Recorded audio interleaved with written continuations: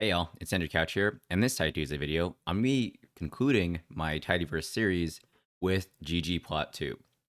So ggplot2 is probably the most famous R package, I would say, among the data science community because it's all about charts and plots. And ggplot2 or ggplot really revolutionized how people kind of approach with creating charts. Specifically, it's called the grammar of graphics. And it's kind of this entire system of how to plot data visualizations programmatically, and it's kind of like it was kind of based off of the entire tidyverse, the foundation of the tidyverse, where we're always trying to create like tidy equivalents, so it matches really well. um, for this video, I'm probably just going to go over some of the basic components of ggplot2, specifically like the intuition that goes into it. I'm going to try to not use any of the other Tidyverse packages, specifically like dplyr and tidyr, because I already have some videos on that. But I really want to kind of go over the intuition of like ggplot and also show, maybe some common things you would want to use um, when working with the package. So I'm going to open up our markdown. I'll call this ggplot2. Actually, I think we'll just do plot2. And we'll just load in the tidyverse. Okay. So the tidyverse has actually some included data sets, and we're just going to use those as examples for creating some plots using ggplot. So the first data set is the iris data set, showing kind of some characteristics of a flower species with the actual species. So the first thing you want to do when creating a chart using ggplot is you want to call the ggplot function.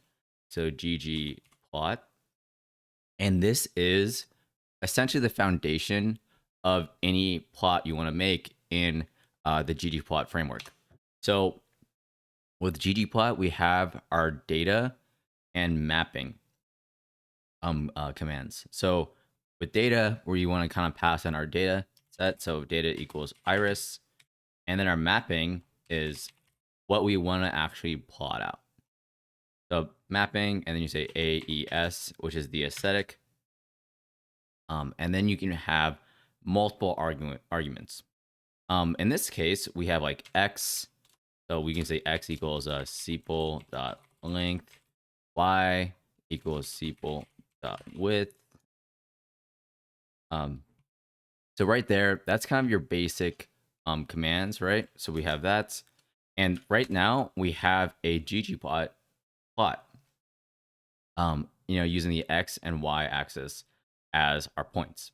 And if you notice, when we specify the column in iris, it's able to kind of call from that data frame that we specified in the ggplot object. So we've created like a ggplot object using the iris data set. So then we can start using columns or features from that data set inside of this ggplot object. One thing that's kind of interesting about ggplot is we're essentially stacking layers to the plot. So right now we kind of have a blank canvas. It's showing a grid with our specified components that we want to plot out, but we actually want to like kind of call what do we actually want to plot. In this case, what I'm thinking is like probably just a basic scatter plot. So I'd like to have some points on it to kind of maybe show like some type of correlation or whatever. So when we have our ggplot object, we want to add the plus sign. So plus, and then what we can do is our geom. And our geom is basically all of the types of like plotting things we can do in a ggplot object. As you can see, there's actually a decent amount of things. But if we do geom, and then if we type in point and execute it, we can see we now have a nice little scatter plot comparing the width and length of a sepal for a species. Cool. So that's probably like our first plot we would ever make when kind of learning ggplot. But there's a few other things that we can kind of look into. So let's try to do that. I'm going to copy this ggplot object and kind of explain a little bit more things in detail about things that we kind of don't need to use. So when we're calling ggplot, Tidyverse and ggplot in general are smart enough to understand what things are what. So instead of calling data equals iris, we can just call iris mapping equals aesthetic. We don't have to type all that out. We can just type in aesthetic, and we still get the same ggplot object. So one of the things that we probably want to look at is, hey, we want to plot out, maybe a comparison between the sepal length and width, and maybe we want to see the differences of it through its species. So since we have a factor, or essentially a non-numeric value, we can give it a color. And there's a lot of ways we can do this. Okay, so with ggplot, we can pass it into the point, or we can pass into the actual ggplot object, and they do similar things, except one is a little bit more explicit. So anything you want to pass into a ggplot object, so right here, will basically be passed into any other like stacked layer. So if you pass in the color as species, it'll be passed into the GM point. So anything, all the points will be corresponding to the color, while also corresponding to the X value and Y value. So right here, since we want to specify something that's specific to our data set, we always want to put it inside of the AES or aesthetic. So if I say color is equal to species, we can see now that these points are corresponding to the species of the flower. But if we wanted to do something more specific, like put it in GM points, we need to always specify, if we're going to be referencing the data set, an AES or aesthetic. So if we do that, we can see we have the same thing. That being said, let me see, do that there, and I'm gonna copy paste this. Color is equal to species. I'll just say same thing, but do slightly different things. Right. So let's show an example of why they're slightly different. So in this case, we have these two plots, and maybe instead of having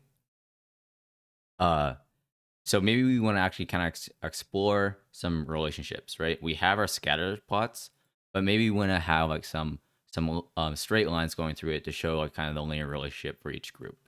Okay. So in this case, what we can do is I'll actually start building a plot from scratch.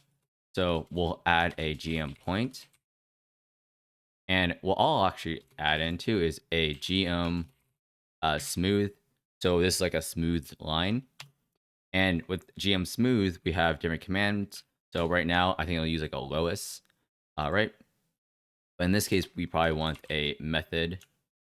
And our method, we can use like GLMs, GAMs, stuff like that.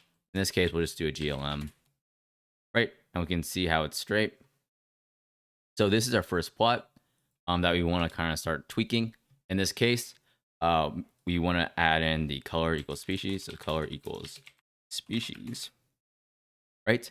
And we can see that it is essentially mapping to one, the points of the scatter plot with the color of the species, and also the linear, the smooth lines that are going through by each species. So what would happen if we specify color equals species, but with GM point, right? We can see now, if we compare this first plot to the second plot, we can see that it colors the points, but our GM smooth, or our linear line, goes through it as if there's no types of groupings. Okay. So an example of how specifying color impacts the plot, right? And in this case, we might think like, well, I want to plot out, this plot right here, but maybe I don't really want, the colors to be right here. I can just like always specify that we want to kind of be plotting on like a group level effect from our factors. which in this case, what we can do is we can specify in our entire ggplot object, which is kind of like the global variables object. We can say group, oops, we can say group equal to species. And what that does is it'll basically specify everything as a group for the species, and then we can start adding whatever we want. So in this case, right here, we can see how the points are corresponding to the color of this, or the type of species for the color. We can also do that for the line. So right here, they're all black, but the lines are corresponding by species. So you can see how this is actually kind of interesting, and that it could be potentially useful if you want to like highlight something, or you want to do some tweaking. So there are multiple ways to plot things, and they do essentially the same thing, but they come with different types of quirks.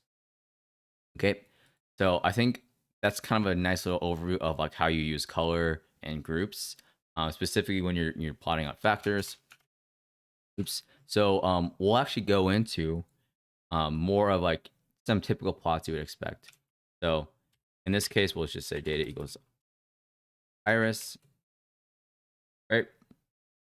So we've gone over the scatter plot right here. One thing we can do is like a GMBar, I think. And for me personally, I don't use GMBar.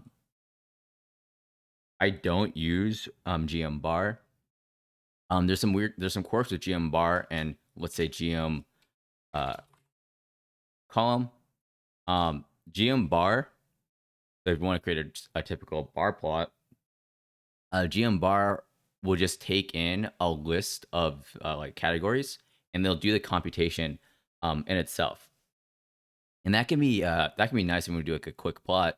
But sometimes you want to plot. Say let's do a use the diamonds data set. In this case, we'll just do the cut maybe, or no, we'll do the color, right? So that's nice right there. But maybe we want to like specify a certain type of like order or stuff like that. So instead, what we can do is we can count diamonds by color, and what we can do is we can like specify how we want to sort these labels. So I know I didn't want to kind of go into a lot of other like data cleaning like dplyr and tidyverse, but I think this is kind of a good example of changing how of using ggplot and dplyr together. So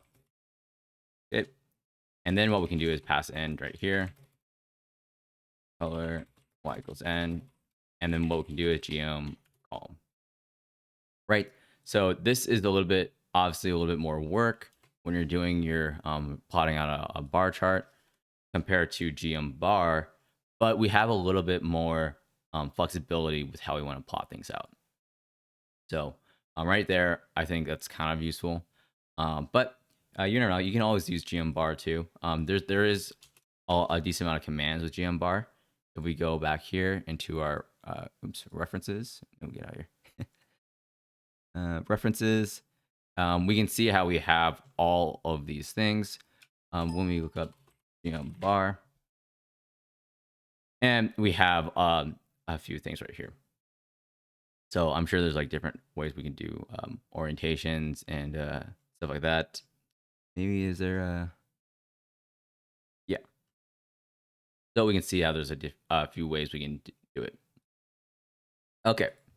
So one thing I would say that's kind of useful too, if we're going to be experimenting with more bar charts, is oftentimes, we might want to count the cut and color and plot those out. So let's say ggplot color equals color, and we're just going to plot out a bar chart, and we'll say color is equal to cut, and do that, right? And right here is kind of an example of there's a difference between there's different ways that basically color a chart. Some chart objects, like GM column, will require, instead of using color, a fill. So instead of color, we have to specify fill, right?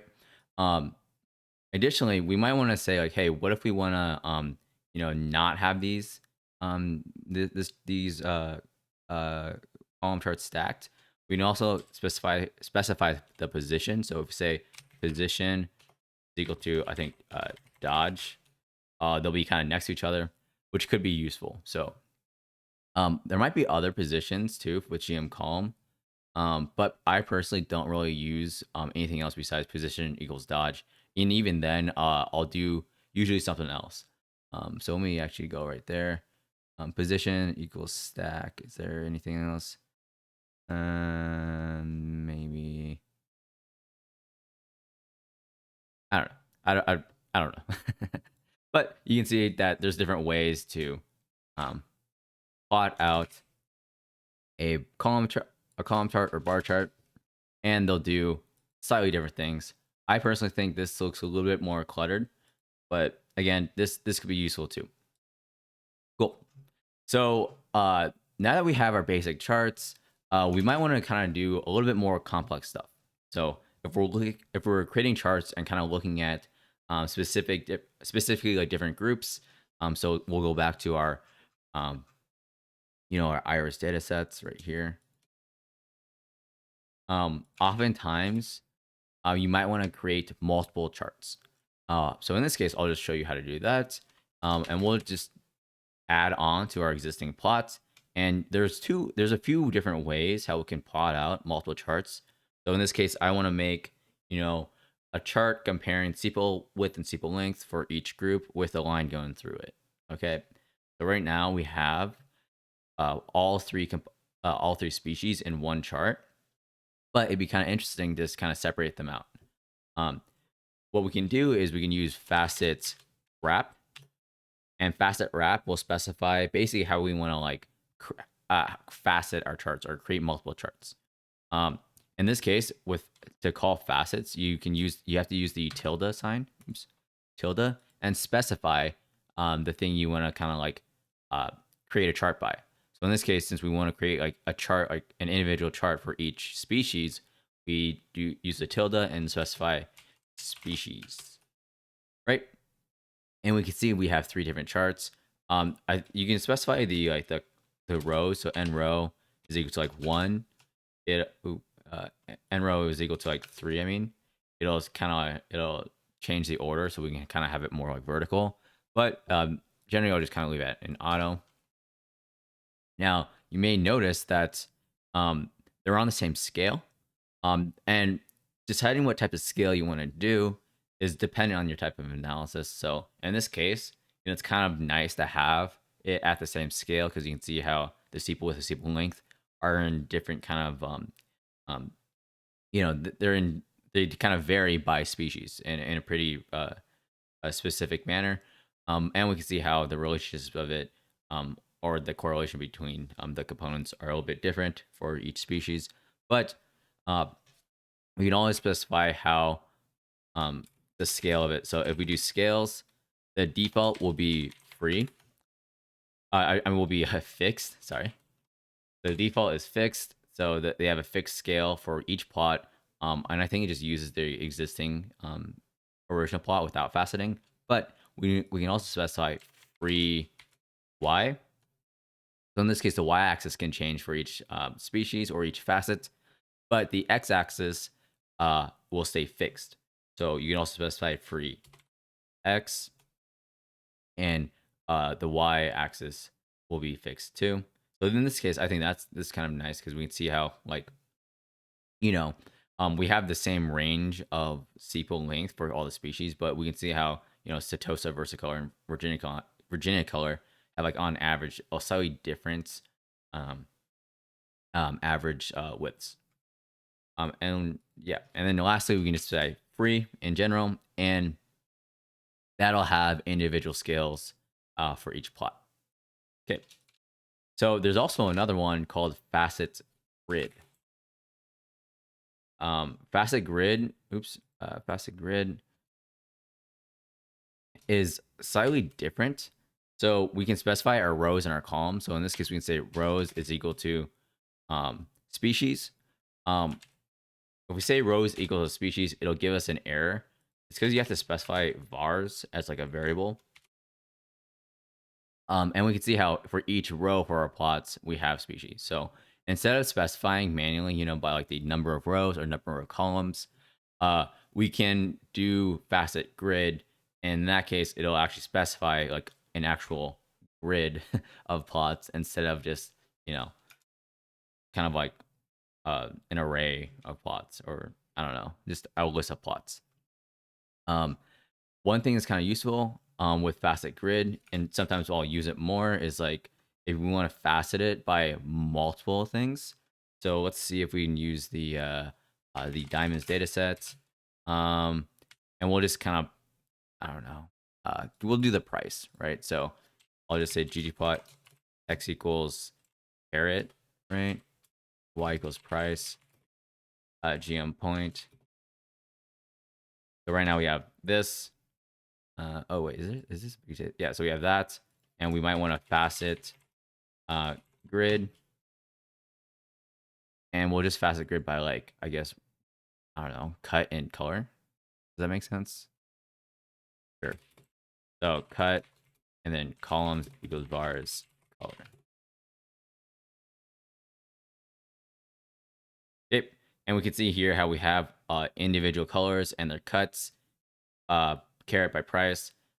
So, oops, you can see how we have kind of like a pairwise amount of plots. So if we want to compare the price versus caret, or I don't know, decolored. I don't know what decolored is, like dark colored maybe, or there's probably something that goes into it. That's a fair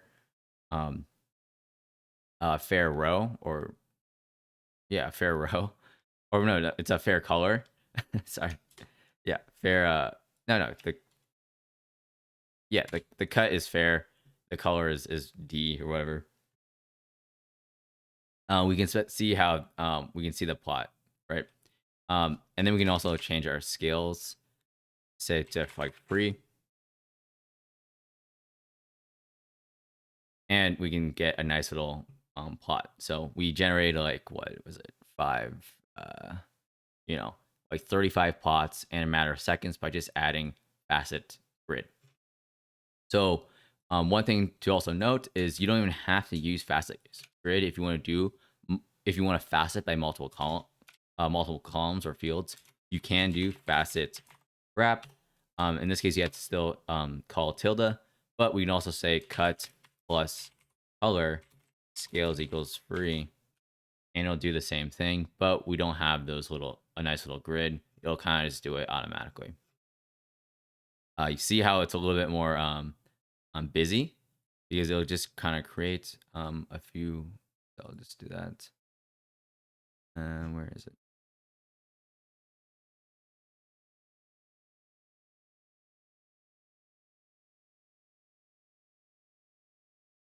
Um, can this thing load? Okay, so we have this. As you can see, it's saying like fair D. So we have a bunch of plots right here. For me personally, I don't think it's as clean as using facet grid, but oftentimes I'll usually use facet wrap over facet grid. So if you want to do a lot of tweaking, you can kind of compare between facet wrap and facet grid, and get slightly different results. Cool. So I think that's a pretty good spot where you're kind of showing your general plots. Again, I don't want to go through every type of plot you can create in ggplot, because essentially it's just calling the command as long as you have the specific variable. So gm line, you need an x and a y variable. Gm call, you need a categorical variable or something like that. Distributions, again, you need an x value. So again, I don't think it's too much it's not, I don't think it's completely necessary for me to go through all of them. Like GM segment, you need 4 variables or 4 points, stuff like that. And then for the geospatial stuff, I'll make a separate video on that, because I think ggplot is a little bit weaker on the geospatial stuff. Okay. But now what I want to do is kind of go into like the formatting of plots, and formatting of plots is actually kind of a pain. um, and it's not because it's very hard, but it does require actually like a lot of memorization and a lot of work that goes into it. So if you say ggplot like format color or something like that, you kind of can go down the rabbit hole. The best way to look at formatting is to go on this website with data visualizations. They kind of explain to you a lot of ways to customize plots from like a color standpoint and like adding, labels and text and stuff like that. So I don't. If you're kind of approaching ggplot in general, you shouldn't really think you need to have everything memorized. On an interview, they're not going to ask you like, how do you make a chart like blank with no y and x-axis labels. That's not going to be something that they're going to ask you. It's way more about like interpreting charts, or how do you create a nice chart, or like what's your philosophy on it, stuff like that. So I wouldn't feel too scared about like, oh wow, there's a lot of ways you can format a plot. Just I wouldn't really worry about it too much. Try to obviously retain some of the information, but definitely just kind of look at this website, and I'll post it in the description. To actually go over the like aesthetic cleaning. But with that being said, I'll show you guys a few different things that are somewhat useful for plotting out and doing some scale do some aesthetic adjustments. So in this case, I'll just say color is equal to price. I think there's like yeah. So yep, right here. In this case, we might want to like adjust the color. Maybe I don't want like a blue gradient. So what we can do is we can add plus, and we can say scale color, and now we can go into all of the different palettes that we can do. Um, so scale color bin is a kind of a bin. Brewer is, I think, kind of the is yeah, it's something where it's more it's a little bit different. So it's more, I guess you need to do it with a discrete value. But one thing that we can do is like I don't know, fermenter, sure, fermenter. Right. So we kind of have some nice little cutoffs. If we actually look into the fermenter guide, we can see NA values are gray, the aesthetics is color, stuff like that. Maybe what we want to do is scale like vertex or color vertex, which is a common color palette you'll see in ggplot. I think they even show it to you as like an example. So right here, it's a nice separation between all the gradients from like dark to light. So that's a common way to have um, different types of colors. Um, Obviously, since we know that there's a difference between fill and color, whatever you're kind of trying to adjust, you have to kind of change scale color to scale fill vertex. So that's one thing you kind of have to think about. I know when I was starting out, when I was trying to adjust the color range of a plot, sometimes they wouldn't change because I misspecified, color instead of fill or whatever. Cool. So we have this right here. I'll just put this right there. So custom colors, and then you know what? I'll do like a fill too. So I'll do I don't know, diamonds. We'll count, cut, and color. I guess, and we'll plot this out. So x equals color, y equals n, fill equals to cut. Create a column chart, and I'll just do a chord flip. Chord flip. So obviously we can do some transformations. Chord flip is probably the more popular ones, where we just flip the x and y axis. You don't have to actually do this. So instead of doing chord flip, we can just change it to x equals n and y equals color. Right there. So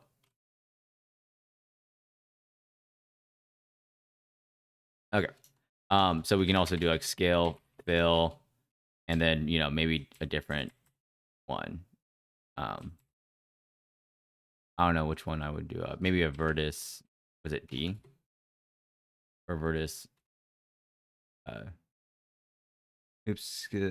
But yeah, so we can let me scale fill, and I don't know, maybe we can do that one or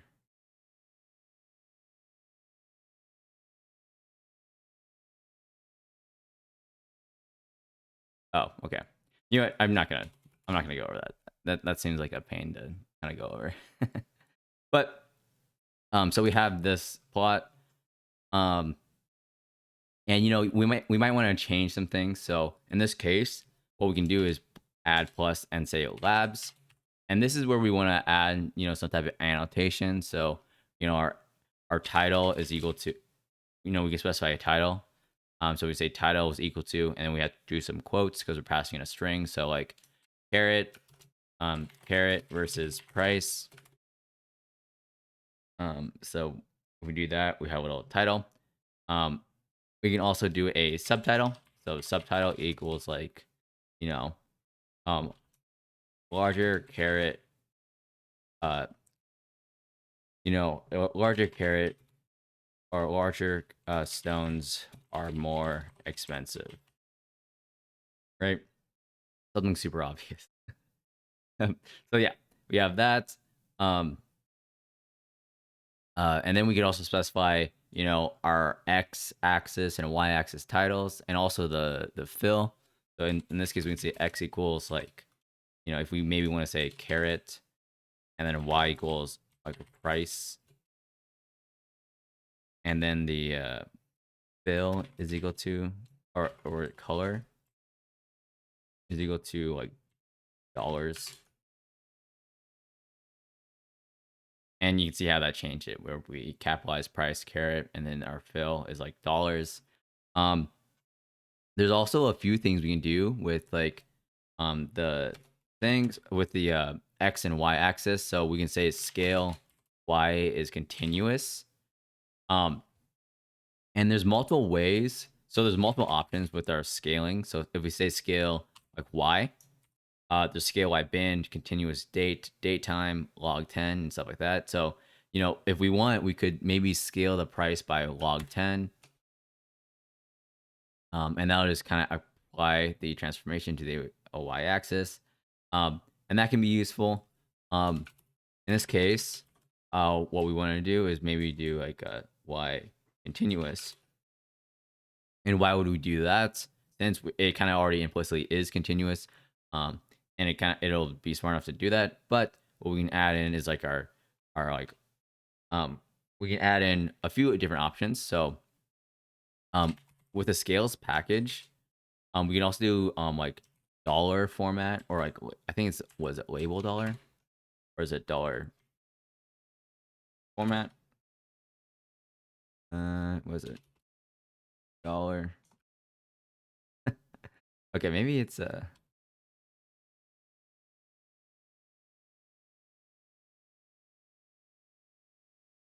yep, labels equals dollars format. So that's like the y-axis labels, and then it'll add in the dollar sign, so you don't have to like manually go in and stuff like that. I think that's one thing that I wasn't really taught with ggplot, is that there's a scales package that often has a lot of useful ways to adjust scales. You can specify the p-value, kind of clean up some labels that are common in data science and statistics. In this case, I think the most popular ones that I use is dollar format and percent format. So if you're working with percent, so we'll go back to iris. We'll go back to diamonds, and we'll count the cut and color, and maybe we'll do some, and so we'll say prop. So in this case, basically for each we're kind of specifying the proportion of the colors. So in this case, y equals prop fill equals color.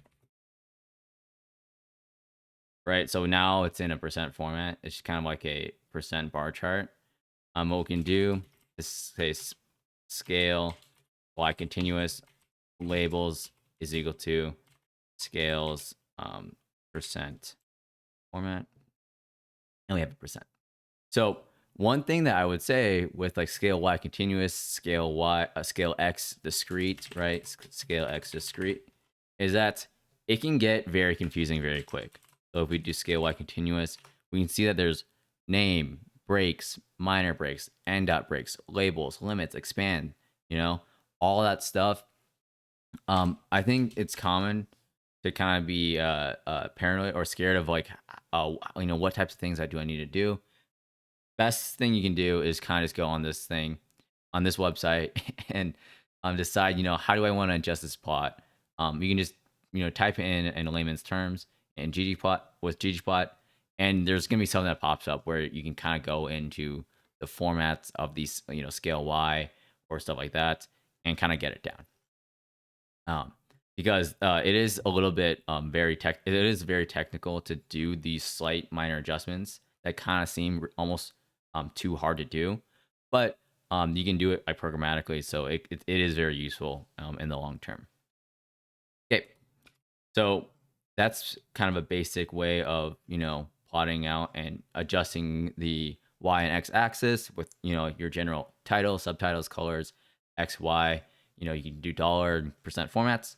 One thing I want to do is just kind of go back to our original data set that we were working on. So y equals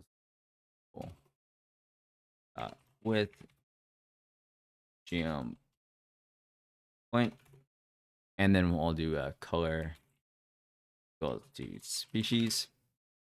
So now we're going to go into themes.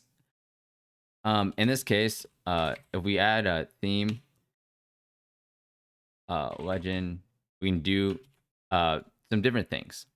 So the theme is basically kind of like the overall kind of global aesthetics of the ggplot object. And if we look at a theme, there is a lot of things. So this is basically kind of like the fine tuning of your plot. So you can kind of adjust the axis title, axis title.x. There's a lot of different things, and I can't go through all of it because frankly, I don't know a lot about it. But one thing I would say is like that I use when I use theme is the legend dot position. So as you can see, if we type in a legend, there's so many commands, right? So you can do very fine tuning. In this case, if you're like a data scientist or you're an analyst, and you're just kind of creating plots to kind of get some type of to do some type of like ad hoc analysis or whatever, or you just want to kind of look at some data, this is something you wouldn't really want to mess with. We want to do like a quick and dirty plot to go into some other process. But if you're like a data journalist and you're creating a plot to put in some type of article, this is something that you'd be probably messing with a lot. We're doing these like fine-tuned adjustments to put onto like a magazine or a website or an article. So that being said, when I do use theme, often I'll use legend.position. In this case, sometimes I don't want the position. I don't want a legend. So I could say legend equals none. You can also specify maybe like on the top. So sometimes I'll change the legend position to the top, so that way I have more real estate to actually look at it. So that was a pretty long-winded conversation just to show you how I changed the legend. But if you do want to do a lot of fine-tuning, definitely look into the theme object, and that will get you kind of down the rabbit hole of like data visualization and stuff like that. Finally, we can actually kind of look over the actual for a ggplot. So with ggplot, you have an object, so you can also return it. You can also assign it.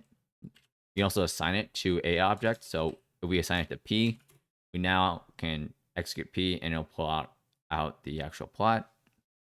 We also can build upon it. So plus like labs title is equal to species like that. And then we can assign it again to a new object and we'll get, that right there. I'm going to go actually into how to save a plot. How to save a plot is one, you can kind of like expand it.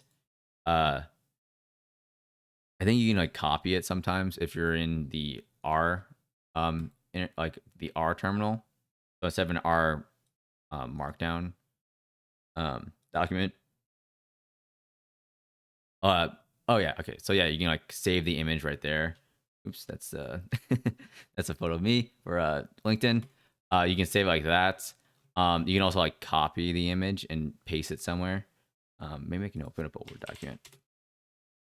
So if you like, someone asks you to, okay, yeah. So if someone like asks you, hey, like, what are you working on? You can just like do a quick email, paste it into like a Slack chat or whatever. But kind of the way you should be doing it is using a ggsave. So ggsave. In this case, you want to specify the file name. So file name equals like first plot. In this case, you can use like a PNG, a PDF, I think a JPEG. So in this case, I just use a PNG, and then you can specify the plot. By default, you can see the plot is the last plot. So if we actually call in, I think last plot, it'll call in. It'll basically say like, what was the most recent plot that you like plotted out. So it'll call it that. So by default, let's say last plot, but you can also specify the plot object. And then let's see, what else do I want to do? And then you can have, the path of it where it's at. By default, I think I'll use your working directory. And then you can do the width, height, and units. DPI, probably keep it at 300. Maybe if you want to increase it, if you like want to put it on like a magazine or depending on your printer, you're going to print it out. But that being said, it doesn't really matter. So right now, I'm just going to say, first plot, simple thing, does it by a 7x7 inch image. I'm going to open it on a different screen so I don't leak anything. And then I'll open that up. And we can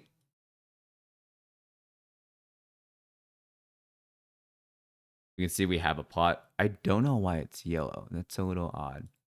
I was messing with some graphics and stuff like that, so that's a little odd, but it shouldn't do that. It's actually weird. Huh. Okay. But something we might want to do is like width is like, 11. Height is 8.5 units, put in inches, and we can save that, and we can get maybe like a bigger plot like that. It's actually really weird. I don't know why it's doing that, but no worries. So that's basically it for this video. I kind of went over just overall like, simple plots, the overall philosophy of ggplot, the idea of stacking layers onto it using aesthetics, using the aesthetics in the ggplot object, passing it in as like almost like a global variable, and then using those global variables into our stacked layers. Then I went over like obviously like theming, colors, all the cool stuff that makes your plots look really pretty. And finally, I did a brief thing into like how to actually save it.